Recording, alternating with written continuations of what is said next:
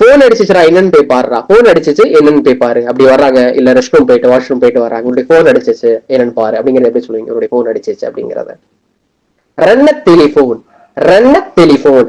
Run அப்படி சொன்னா ring ஆச்சு அப்படிங்கிற சொல்லுவாங்க. ரன்ன டெலிபோன். ஓகே.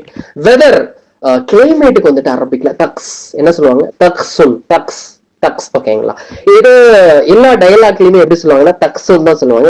அல் ஜவ் அப்படிங்கிறது ஸ்டாண்டர்ட் நோடி ப்ரொனன்சியேஷன். எஜிப்சியன் எப்படி ப்ரொனன்ஸ் பண்ணுவாங்க? அல் கவுங்கிறது என்ன பண்ணுவாங்க? ப்ரொனன்சியேஷன் பண்ணுவாங்க. ஓகே. வெதர் எப்படி இருக்கு அப்படிங்கறத நீங்க எப்படி கேட்பீங்க?